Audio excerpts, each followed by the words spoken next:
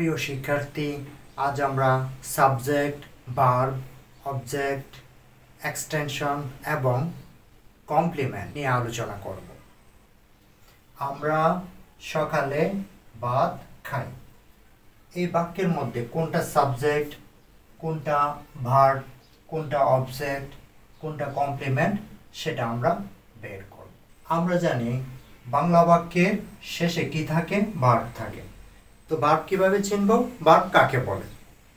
যে ওয়ার্ড দ্বারা কোনো কিছু করা, হওয়া, গটা বোঝায় সে ওয়ার্ডটা হচ্ছে ভার্ব। যত ধরনের বাংলা বাক্য আমরা বলি, এই বাক্যের শেষের দিকে কি থাকে? ভার্ব থাকে। প্রত্যেকটা বাংলা বাক্যের শেষের দিকে ভার্ব থাকে।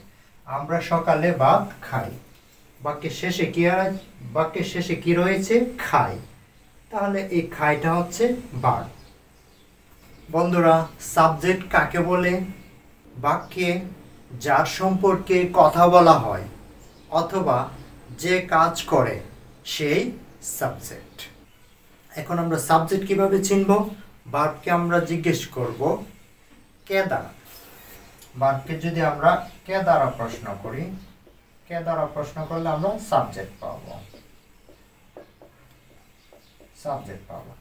আর আমরা সকালে ভাত খাই, এই বাক্যের মধ্যে খাই হচ্ছে ভার্ব। তো ভার্বকে আমি জিজ্ঞেস করব কে দ্বারা, অর্থাৎ খাই। কে খাই? উত্তরে আসবো আমরা। আমরা খাই। তাহলে আমরা হচ্ছে সাবজেক্ট। আরেকটা বাক্য দেখি, সে নদীতে তোমার সাথে মাছ ধরে। তো বাংলা বাক্যের শেষে থাকে ভার্ব। তো ধরে, এটা হচ্ছে ভার্ব। তো এই ধরে ভার্বকে আমরা কে দ্বারা প্রশ্ন করে সাবজেক্ট বের করব। ধরে, কে ধরে? উত্তর হবে সে ধরে। সে নদীতে মাছ ধরে। তাহলে ধরে, কে ধরে? সে ধরে। সে হচ্ছে সাবজেক্ট। তো আরেকটা বাক্য দেখি আমরা, আমি তাকে আঘাত করব। তো আঘাত করব, এটা হচ্ছে ভার্ব। বাংলা বাক্যের শেষে যে ভার্বটা থাকে সেটা এক শব্দ দিয়ে হতে পারে, আবার দুই শব্দ দিয়ে হতে পারে। যেমন এখানে দেখো, খাই, এটা এক শব্দের একটা ভার্ব ক্রিয়া। ধরে, এটা এক শব্দের একটা ভার্ব। আঘাত করব, আঘাত করা, দুইটা শব্দ মিলে একটা ভার্ব। ওকে, তাহলে আমরা এই ভার্বকে আমরা কে দ্বারা জিজ্ঞেস করে সাবজেক্ট বের করব। আঘাত করব, কে আঘাত করবে? উত্তর হলো আমি। তাহলে আমি আঘাত করব। তাহলে আমি হচ্ছে কি? সাবজেক্ট। তোমরা বুঝতে পারছো কিভাবে বাংলা বাক্য থেকে আমরা সাবজেক্ট বের করব। ভার্ব বাংলা বাক্যের শেষে থাকে সেটা জানি। অবজেক্টটা কিভাবে আমরা নির্ণয় করব দেখো। ভার্বকে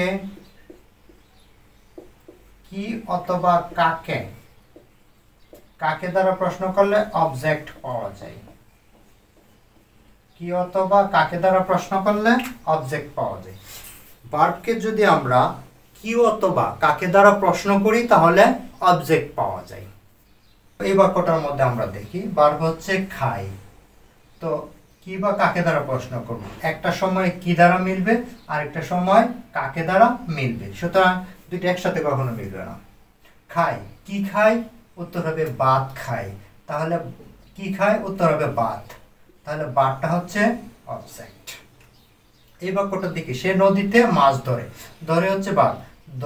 এই ভার্বটাকে আমি কি দ্বারা প্রশ্ন করব? ধরে, কি ধরে? উত্তর হচ্ছে মাছ ধরে। কি ধরে? মাছ। তাহলে মাছ হচ্ছে অবজেক্ট। তারপরে বাক্যটা দেখি, আমি তাকে আঘাত করব। তাহলে ভার্ব হচ্ছে আঘাত করব। আঘাত করব, কি আঘাত করব? মিলে না। তাহলে কাকে দিই? কাকে আঘাত করব? উত্তর হচ্ছে তাকে। তাকে আঘাত করব। কাকে আঘাত করব? তাকে। তাহলে তাকে শব্দটা হচ্ছে অবজেক্ট। এক্সটেনশন মানে হচ্ছে অতিরিক্ত অংশ। কেমন? এখন আমরা দেখি এই বাক্যে, আমরা সকালে ভাত খাই। তো সাবজেক্ট এটা, অবজেক্ট এটা, ভার্ব এটা। তাহলে ওই যে বাকি অংশটা, এটা কি? এক্সটেনশন। সে তোমার সাথে নদীতে মাছ ধরে। তাহলে নদীতে তোমার সাথে, এটা হচ্ছে এক্সটেনশন। তাহলে আমরা শিখলাম সাবজেক্ট, ভার্ব, অবজেক্ট, এক্সটেনশন। ওকে বন্ধুরা, কমপ্লিমেন্ট মানে কি? কমপ্লিমেন্ট মানে হচ্ছে পরিপূরক। সাবজেক্ট যা, সাবজেক্টের পরের অংশ তাই, এটা হচ্ছে পরিপূরক বা কমপ্লিমেন্ট। আমি ছাত্র, এই বাক্যে যাকে উদ্দেশ্য করে কথা বলা হয়, যাকে উদ্দেশ্য করে কথা বলা হয় অথবা যে কাজ করে সেই সাবজেক্ট। আমি ছাত্র, এখানে আমিকে উদ্দেশ্য করে কথা বলা হয়, তাহলে আমি হচ্ছে সাবজেক্ট। তাহলে আমি ছাত্র, দেখো তো আমি এই ছাত্র, আর ছাত্র কে? আমি। তাহলে একটা আরেকটার কি উল্টা বা পরিপূরক, একটা আরেকটার পরিপূরক হইলেই এটা কমপ্লিমেন্ট। তারা খেলোয়াড়, তো কাদেরকে উদ্দেশ্য করে বলা হচ্ছে? তারাকে। এখানে এই বাক্যের মধ্যে তারা, এই তারা এটাকে উদ্দেশ্য করে কথা বলা হচ্ছে, তাহলে যাকে উদ্দেশ্য করে কথা বলা হয় সে হচ্ছে সাবজেক্ট। তো তারা হচ্ছে এই বাক্যের মধ্যে সাবজেক্ট।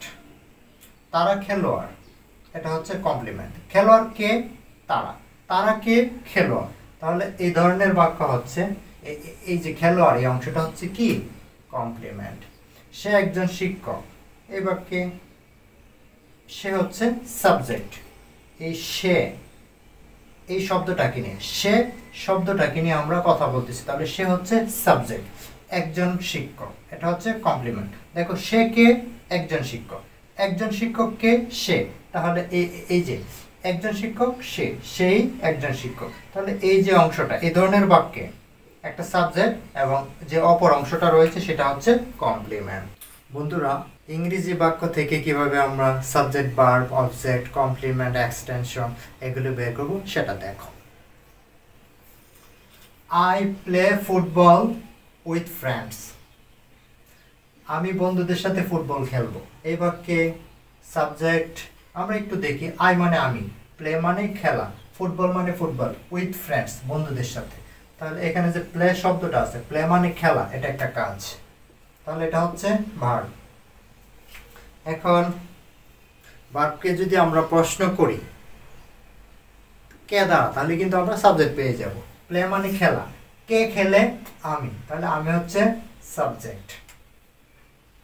তাহলে দেখি আই প্লে, প্লে মানে খেলা, কি খেলা? তাহলে উত্তরে আসবে ফুটবল খেলা, তাহলে ফুটবল হচ্ছে অবজেক্ট।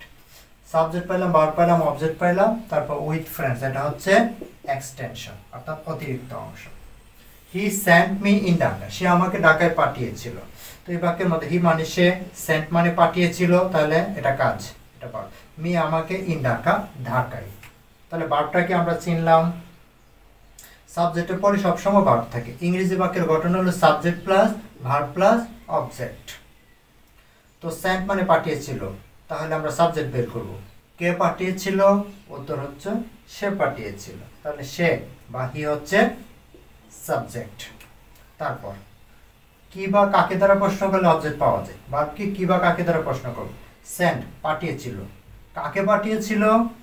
আমাকে, তাহলে এটা হচ্ছে অবজেক্ট। মি মানে আমাকে, কি পাঠিয়েছিল? উত্তর মিলে না। কাকে পাঠিয়েছিল? আমাকে পাঠিয়েছিল, আমাকে মানে মি, তাহলে এটা অবজেক্ট। সাবজেক্ট পেলাম, ভার্ব পেলাম, সাবজেক্ট পেলাম, ভার্ব পেলাম, অবজেক্ট পেলাম। এখন বাকি অংশটা কি? এক্সটেনশন।